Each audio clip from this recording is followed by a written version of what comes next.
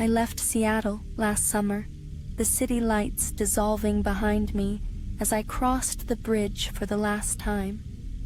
My new job was waiting in DC, and the movers had already taken everything, furniture, even my car. But I wanted to drive. I needed to feel the distance, every mile of it. My friend Lena was with me. We're both 30, both women, and both the type who plan every stop but still take detours for a good view. We mapped out the trip, 12 hours a day, more or less, with scenic stops in the Rockies. The first night, we made it to Spokane late. The next day, we aimed for Dickinson, North Dakota. That was the plan anyway. By the time we hit the Montana border, the sky was already bruised with night. The Rockies faded behind us, replaced by rolling emptiness and the hush of late summer air. We stopped in Butte, then Bozeman, and watched the last scraps of daylight vanish in the rear view. Dickinson was still hours away. We crossed into North Dakota around 11.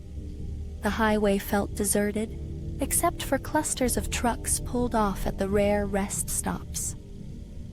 Lena and I barely spoke. The only light came from our high beams, and the occasional sign warning us how far the next town was. Beach, North Dakota, was the first real stop.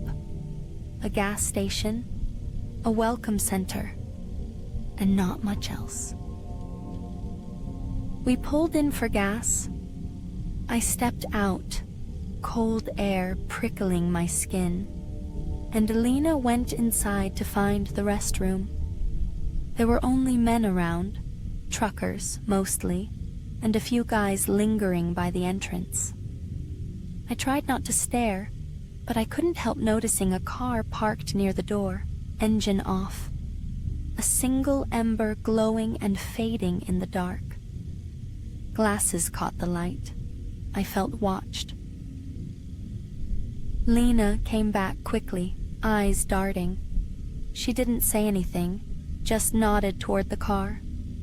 I finished pumping gas as fast as I could, trying to keep the car in my peripheral vision. The man inside didn't move, but the cigarette kept burning down, orange flicker in the dark. We got in and locked the doors. We pulled out fast, gravel popping under the tires. I pushed the speed, 80, then close to 90. Dickinson was still an hour away, and there was nothing but black fields and the thin white line of the road. The darkness felt heavier out there, like it was pressing in on the windows. About 20 minutes passed. Lena shifted in her seat, whispering that there were headlights behind us, close but not gaining. I tried to sound calm, told her it was probably just another car.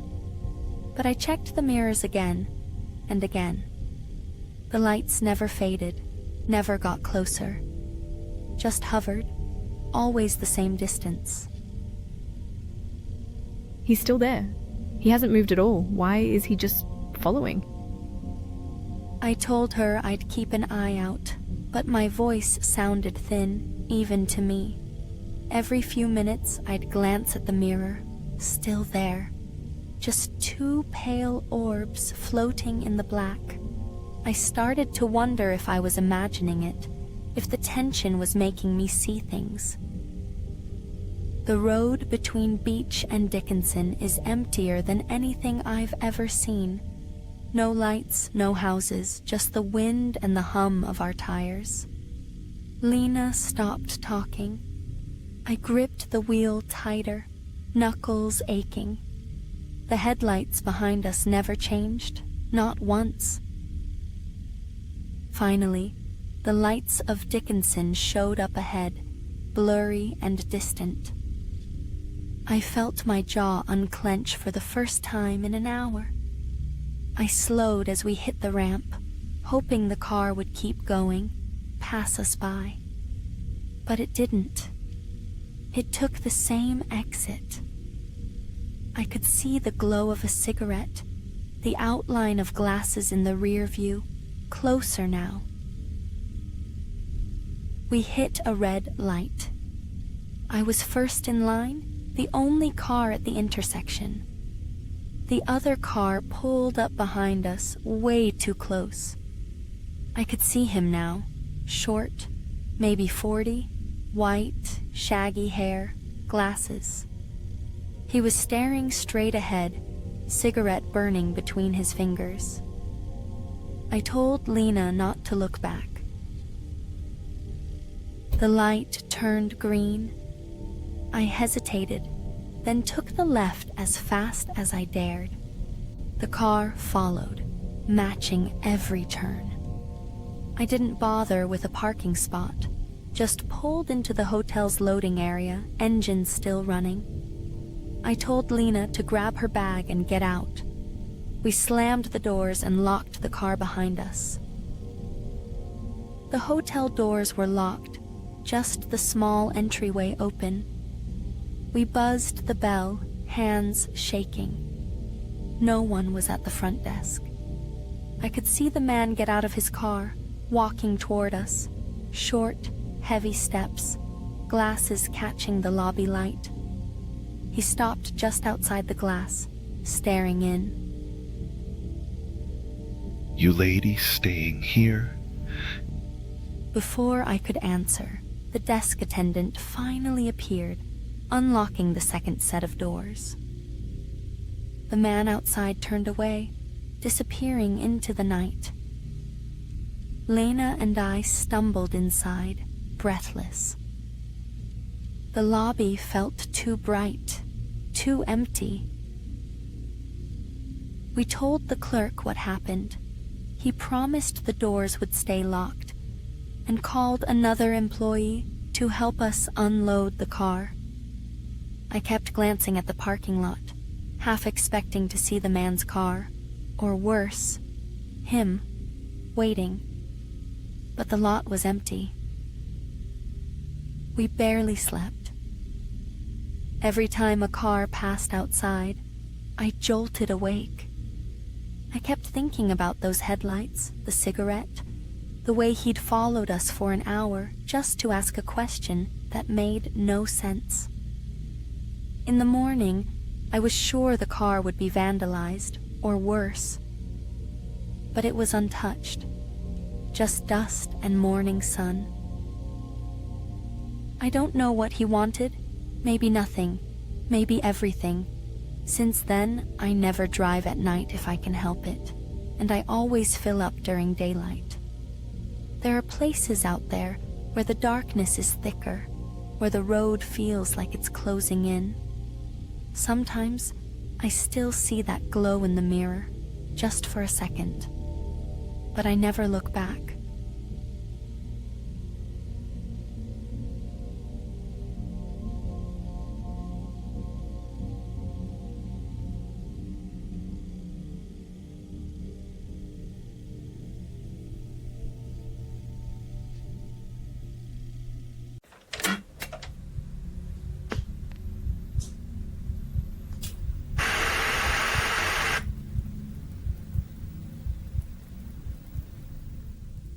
The highway stretched out in a straight, frozen line, under a sky the color of old bruises. We were somewhere in Nebraska, heading west, the heater in our minivan fighting back the December chill. My wife, Amina, was dozing off in the passenger seat, and our daughter, Lila, was curled up in the back, legs tangled in her blanket. The only sound was the tires humming over patches of black ice. We'd planned to cut northwest, but the weather reports kept warning of ice storms and jackknifed semis up near Minnesota. So we took the long way, hugging the southern edge of the storm, aiming for Omaha before turning north again. I remember thinking how empty it all felt out here. No towns, just the occasional flicker of a farmhouse light, and nothing but the road ahead. Lila started to fidget, kicking her feet against the seat. She whispered that she really needed to use the bathroom. I checked the GPS, scanning for any sign of a gas station or a rest stop, but for the last hour, there'd been nothing but snowdrifts and windbreaks.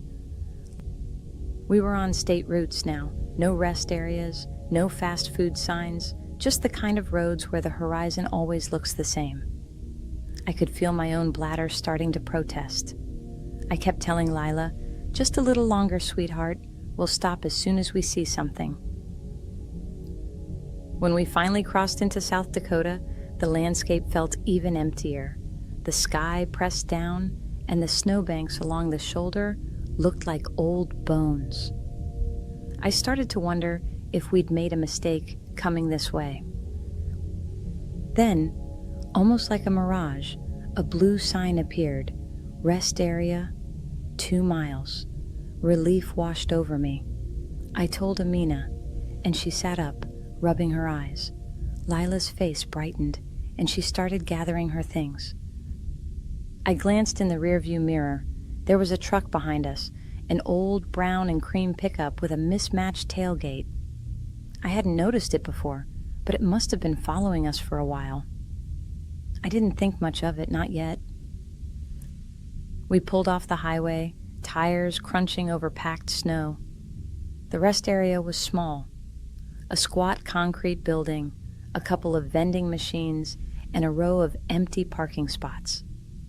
The truck pulled in a few spaces over, engine rumbling before it cut out. As I opened my door, I turned to look at the truck. The driver was watching us, a thin white guy, maybe late 40s, with a patchy gray-brown beard and eyes that looked too dark in the fading light. He wore a faded blue plaid shirt, stained at the cuffs. He didn't smile. He didn't look away. He just stared.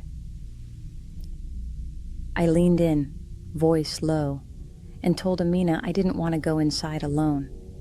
Something about that guy felt wrong. She looked at me, half amused, half annoyed, and said I was probably being paranoid. Still, she agreed to come with us.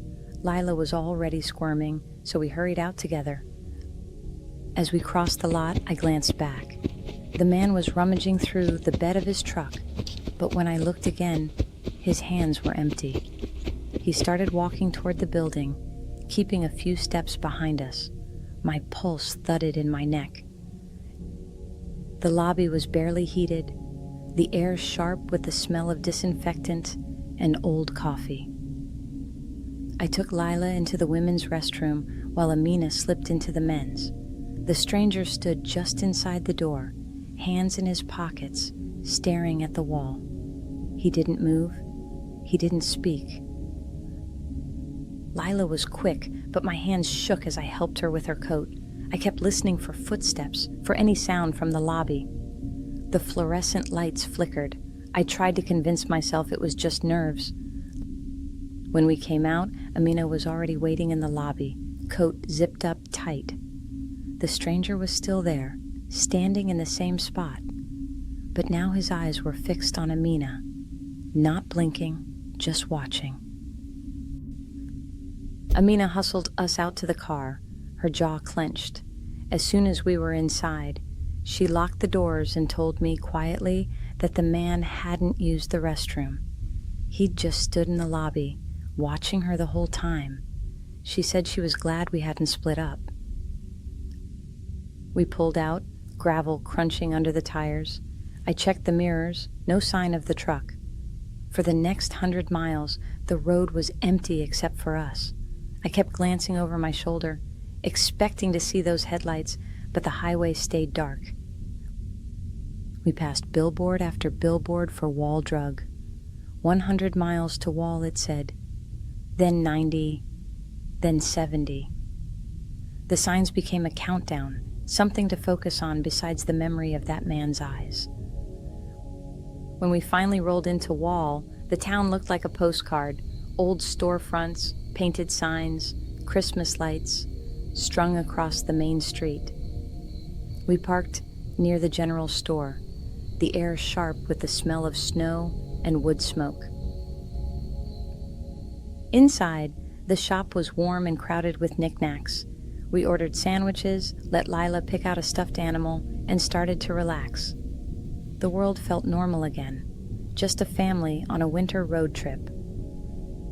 Then, as I was paying for our snacks, I felt a prickle at the back of my neck. I turned.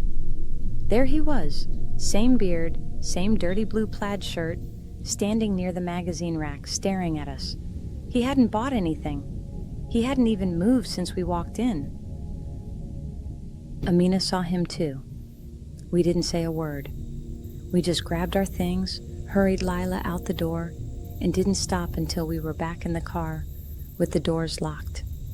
The cold outside felt safer than the warmth of that store. We drove the last stretch to Wyoming in silence, headlights carving tunnels through the snow. I kept checking the mirrors, half expecting to see that old truck, but the road behind us stayed empty. The only sound was the wind whistling past the windows. When we finally pulled into my brother's driveway, the porch light was on, and the house glowed with life. I let out a breath I didn't realize I'd been holding. We unloaded the car, hugged our family, and tried to act like nothing had happened. But that night, as I lay awake, listening to the wind rattle the window panes, I kept seeing that man's eyes. I wondered how far he'd followed us, or if he was still out there, somewhere along that empty stretch of highway, waiting for the next car to stop. I never saw that truck again, but every time I drive a lonely highway, I catch myself watching the rearview mirror a little longer than I should, just in case.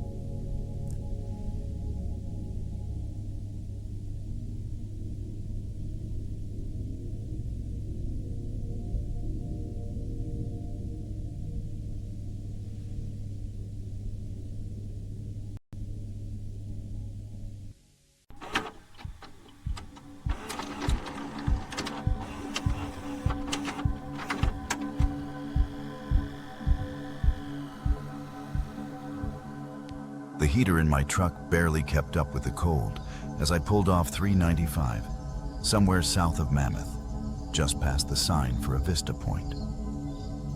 It was early winter, probably 4 in the morning, and the sky was the color of bruised slate. I killed the engine, wrapped myself tighter in my jacket, and tried to grab a nap. The cold pressed in through the glass, and every so often, the truck creaked like it was settling into the frost. I woke up shivering, the kind of cold that crawls into your bones. My breath fogged up the cab, and I realized I needed to step out, stretch, and honestly, just pee. Stepping outside, the cold slapped me awake. I could see my own shadow thrown long by the truck's marker lights, orange and flickering against the snow. I lit a cigarette, just to have something warm between my fingers. That's when I noticed it. A flashlight, way out past the edge of the parking lot, maybe 200 feet off. The beam was jerky, swinging around like whoever held it couldn't decide where to look. It wasn't pointed at me, not at first. Just waving back and forth, never settling. There was nothing out there. No cars, no campsites, just snow and trees. I tried to convince myself it was a ranger, but it didn't feel right. I finished my smoke, eyes glued to that beam. My fingers were numb and the back of my neck prickled. I tossed the butt, climbed back up into the cab, and locked the door behind me. Just for a second, I flicked on my marker lights, curious if the person out there would notice. The moment the lights came on, the flashlight snapped toward me, dead still, then vanished. Darkness swallowed everything again. I sat there, heart thumping, staring out into the dark. I didn't see the flashlight again. I didn't see anything at all. I waited, listening for footsteps or the crunch of snow, but it was just the wind and my own breathing. Eventually, I started the engine and got the hell out of there. Didn't look back. The rest of that drive, I kept checking my mirrors, half expecting to see that beam chasing me down the road. A few weeks later, I was back on the same stretch of 395. This time, a thin fog clung to the road, swallowing the headlights. I pulled over for another nap, hoping for just a little peace. I must have been out for an hour when something jolted me awake. It sounded like someone banging their fists along the length of my trailers, one after another, a steady rhythm, moving from the back to the front. I sat up, heart pounding, straining to see through the fog. Couldn't make out a thing. The banging stopped, leaving a ringing silence behind. I waited, barely breathing. After a minute, I couldn't take it. I fired up the truck, headlights cutting through the fog, and pulled back onto the road. Didn't see anyone. Didn't look too hard either. The last time something weird happened, I was on Route 139, winding north through the forest. There's a little campground along the way. No lights, no sounds but the wind. I pulled over to take a leak, just trying to enjoy the quiet. It was a new moon, so the stars looked endless, like someone had spilled salt across black velvet. The marker lights from my truck threw these weird, stretched shadows over the brush. It almost felt peaceful. Then I heard something. A slow rustle, not wind. It came from the tree line, too steady to be an animal, too heavy somehow. I froze, trying not to breathe. A figure stepped out from the shadows. Couldn't see his face, just the outline. Tall, broad, standing perfectly still between the trees. He didn't move, didn't say a word, just watched. I didn't wait to see what he wanted. I turned, stumbled back to the truck, and slammed the door. My hands shook as I jammed the key in the ignition. I peeled out, headlights bouncing over the ruts. Didn't look in the mirrors. Didn't want to see if he was still standing there or if he was closer. That's the thing about these roads. Most nights it's just you, the engine, and the dark. But every so often, something out there looks back. I haven't stopped at that campground since.